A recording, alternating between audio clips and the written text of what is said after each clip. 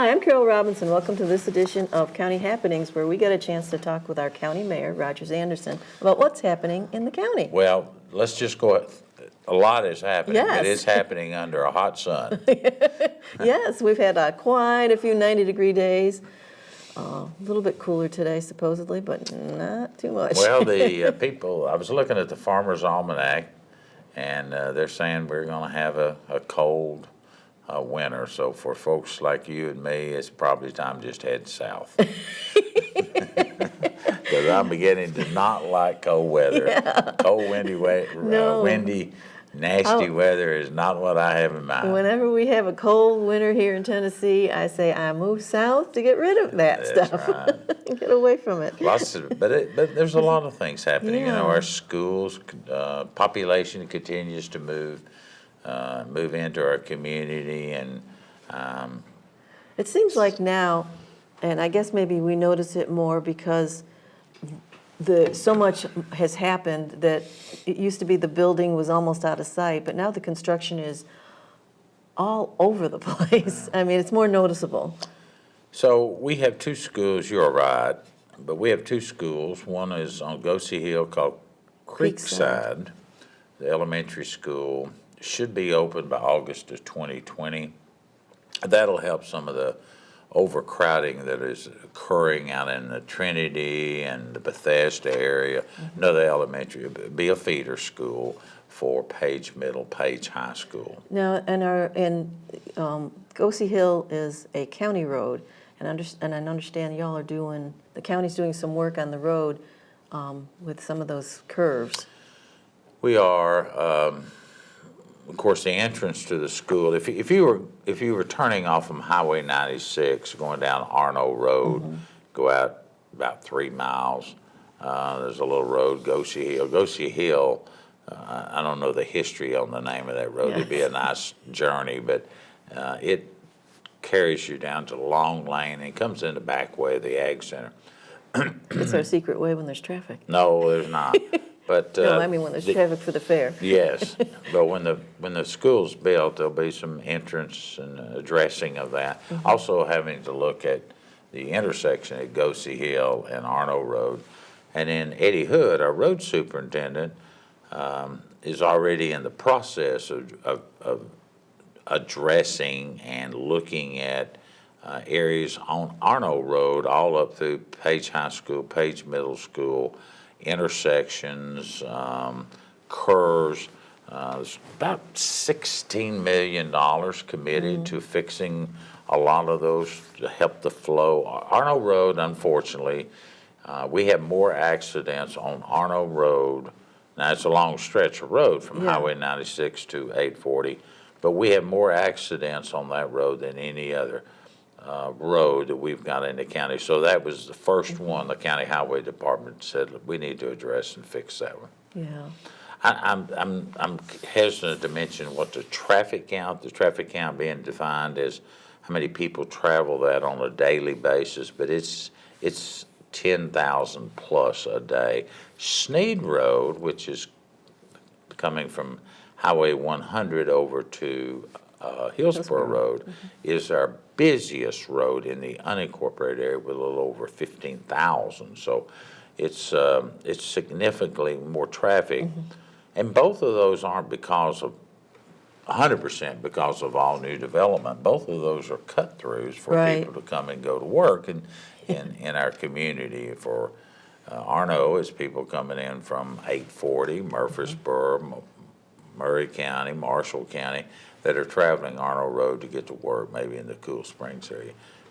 Sneed Road is from Highway 100. It's in the Bellevue community, and it catches a lot of traffic, both going north and south. It gets you to Brentwood or Franklin, either way. It does. So, and then the other school that we've got that is under construction is on Henpeck Lane. Now that's an interesting road name. I've always wanted to do some research on all the names in the roads. I'm sure every community has them, and I've said this maybe on this show before, it'd be very difficult for me to live on Henpeck Lane. I think most of us as males would subscribe to that. Especially if you're a married male. That's right, but we just have a real issue with having to say, where do you live? In Beck Lane, and nobody know what we're talking about. Say, well, yeah. But we're building a middle school on. And now, where do you work? I'm Beck Lane. Yeah. I thought of it that way. If you're a school teacher. Yeah. So the middle school is being constructed, and it is to open next year also. So both of those will help give some relief. The middle school that's being built at Oakview, it looks like it's going to come in at around, now they haven't wrapped up all the bids, but the total cost of it, and we already own the land, will be somewhere in the neighborhood of $45 million, which is, it's hard to believe at a middle school is $45 million. Now, the last high school we built was $65 million. And our elementary schools now are trending just north of $25 million. So you got 25 to 30, Wow. 45 for middle, and a high school 65 and 70. So you can see that it's very expensive. And that's just to get the bricks and mortars in. That's Yeah. not the put the key in the door and unlock it Yeah. and say, now pay the teachers and all Get the books in there and and- books and everything else in there. Oh, my Very Lord. expensive. Yes. And we have, And is that expense because construction materials and wages have gone up? Or, I mean, that, I think especially it's- like in Oakview, that doesn't include the land, because the land the county's had for a long time. yes, we've had that land. Actually, that land was probably purchased 20, 25 years Mm-hmm. ago, but we could never solve the issue of the The sewer septic problem. sewer septic problem. And so when Franklin extended the sewer out to the Berry's farm, we were able to find a connection. Prior to that, it was on a centralized, like a septic system with a processing. But that's very, very costly as compared to just tying into a conventional sewer system. And with that leg of the development in Berry's farm and the city running the services out there, we were able to work a partnership with Franklin and the city, because the school is actually In Franklin. Yeah. It's in that gray area often, we say. But so that school's scheduled to open. That'll give us some relief. I think the middle school's about 9,000 children. It's continue to see growth. We're looking at land in the Triune Arrington area, and we're certainly going to have to do something again, probably out off from Carruthers, Long Lane, but kind of at Page, Bethesda area, because that whole area continues to grow. And as we were talking before we went on air, in the October Franklin City election, there's annexation by referendum vote that involves about 25 homeowners and close to 500 acres.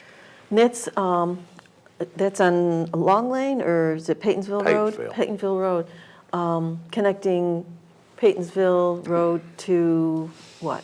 So if you turn onto Paytonsville Road and the going Ag around the Center corner. would be on your left, and you make a real sharp dog leg right. And like you were going down to the new commercial development, the Ramsey Solutions, excuse me, has got, And there's an Aetna building going up there, and there's too. an Aetna building, and that whole area is kind of going to be commercial with some mixed-use development. Right now, it's in the county. Is that true? No, it's in It's the in city. Okay. But that, when you, on Paytonsville, you make that dog right, Right. all those On the left side? left, all of that is in the unincorporated area, not in the Franklin city limits. And those homeowners, or partial owners, is what we often refer to them, like you have a parcel, I have a parcel land. It can be 1 acre, 2 acres, or 5, but you have a parcel. And there's 25 individuals that own land, and they want to be included in the city limits. and to come out of the unincorporated area. So they'll have to, if it's successful, and it should be, the only people that's voting are the landowners. Yeah. And so then they'll pay those city services and, the city prices for city taxes on top of their county, and then they'll have water and sewer that'll be provided. Is that the reasoning that they're, for? Well, I think the real reason, Carol, is that, and I know how you feel, and most of the people feel, it's called real estate rights, land rights. Right.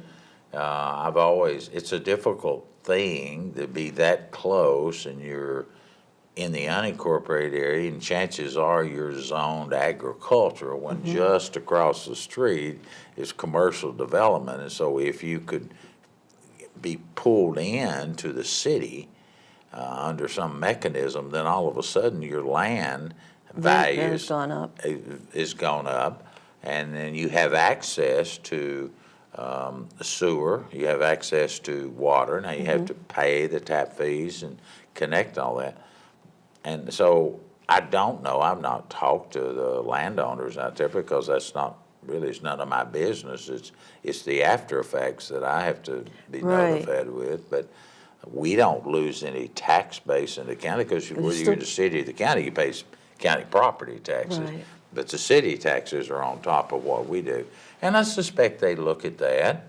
If they own 5 acres or they own 100 acres, that is a better market, better value for their land to be inside the city, certainly in a commercial mixed-use development that they can probably get for their prices. And the people outside, and not everyone in that area is wanting to do that. A lot of people are like me, they just want to, I hate to say it, die on their land. You know, they don't really want to sell it. And so we talk about this appreciative value. When you and I came here, we bought it for X, and now it's got a value of 3X or 4X, whatever that is. Well, it's only good if you sell it. Right, and a lot of older people rely, Be they, careful with that definition. I mean, Older. really old, Okay. pushing 100. That's their retirement investment. It is, and I get that, and we have always respected you hear people say, well, I love looking at that field across the street. It's so pristine, and the deer are there. Well, the only way to 100% get that view is you got to buy it. Yeah, right, right. You don't have the say-so. Now, government can zone certain areas the way it needs to be zoned for proper planning, whether it's city planning or county planning. But ultimately, the price of your land and who owns the land controls who's going to sell and Right. what value you get for Yeah. it. It's strange you brought it up that way, but I had a lady in my office this week. I really felt, it bothered me when she left. Not that she was very professional, very polite. I will be indebted to her because she made me think of something else a little different. But she's an 8th generation Wow. in Williamson County, and she wants her daughters to be able to come back and live on that land. Well, because of the planning and the zoning and the septic and all the things that go into it, it's very difficult for her to get her daughter back on the land. And it shouldn't be that way, and I Right. agree with that, with her on that. How do we solve that? I don't know, because in the back of her mind, it would be a lot easier just to sell that land to a developer, to someone, and then I do have problems. I have another 100 homes, or how many homes you can get on a piece of property, but it caused me to think later that evening and night and the next day that maybe we ought to go back and look at long-term standing agriculture, 5, 6, 7 generation, century-type farms. Is there a way? But is there a way that you could blend that and not encourage people to sell their land, but to encourage people that want to live on their land without big development coming in and finding the loophole of what we've created. Right. I'm not against businesses, but when you come up with new rules and regulations, it's oftentimes the consequences you don't always look at down the road. It's like a green belt. If you own 15 acres in our county or any county across the state of Tennessee, you get a tax reduction if you designate your land as greenbelt. Now you have to produce crops or trees or livestock. You have to get some produce out of it to be in the ag.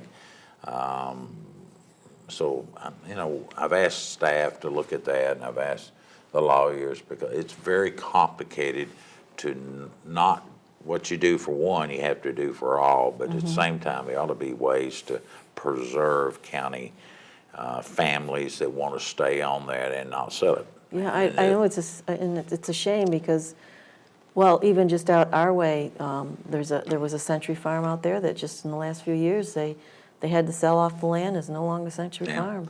And you and I have been around long enough to know that in the old days, that when the conversation was brought up, Tennessee was a great place to live. It wasn't a very good place to die because of inheritance taxes and things like that.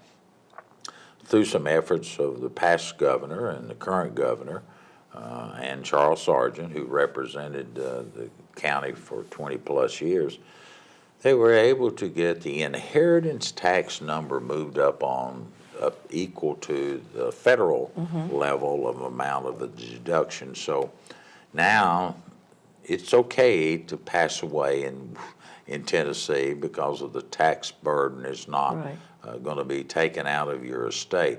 But you and I know people over our lifetime that when they died, they had to sell the family farm to pay the taxes because the IRS really didn't care that you owned 100 acres and you paid $50 for it back when, or you got it through a land grant. They're going to value it at what the market value was at that time, and you had some, and you couldn't just pass it on unless you'd gone to great length legally, and most people didn't do that. No, most people didn't have the time or the finances to, if they had the finances to do that, they had the finances to pay the taxes. I'm not a farmer anymore, but I had a lifetime, the first 16, 18 years of my life being on the ag, and there wasn't a lot of disposable income growing up for our family. You ate well because you grew it, but you also had to sell it. You had to sell it. And, as a kid, those are life lessons that will stay with me forever. So, you can look at me, I love to eat, and so we don't need to run out all the farmers. I kind of like, of course, I love gardening and things like that, and give it away and take it to churches and restaurants and just give it to them but I like to see the product raised.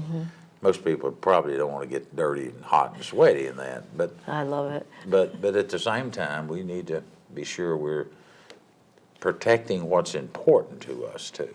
Right. And in that vein, we also, because of the taxes, because of the changes in the hall tax and other things, more and more seniors are following their families and moving to Williamson County and Tennessee, but specifically Williamson County. That's where we live. And now Avalon just finally opened where WAKM used to be, and it's about 150 apartments. Yeah, for another senior living. There's 55 and older. 60. There's several. I'm trying to count in my mind real fast, and I don't do that well. Several senior living places now in the Cool Springs area. So yesterday, and I know the show's been taped and sent out later, but yesterday they had a ribbon cutting for this place you're talking about on Mallory Lane. It's got lots of amenities for 55 and older. It's got a lot of activities for seniors, 55 and older.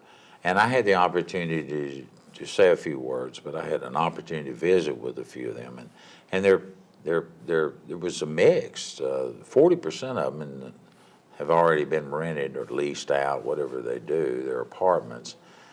in the last 60 or 90 days. It's a good market for this company to come in here. And, you know, when we move over there, we don't have to worry about the mowings. We don't have to worry about the trimming of the bushes. If a light bulb goes out that's on the corner eave of your house, and you don't have to worry about climbing on that ladder. But I mean, everything has a price, but everything also has a convenience to it. Right. This is a safe community. That's between Brentwood and Franklin. Crime rates are low for our county, and that's another reason it's secure.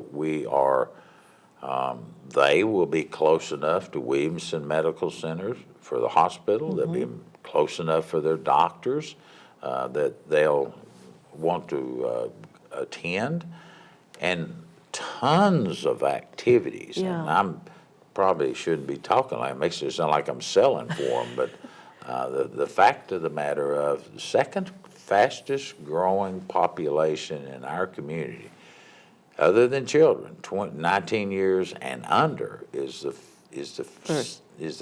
first, and 55 and 60 and up is second. And people are coming here to be with their children and grandchildren.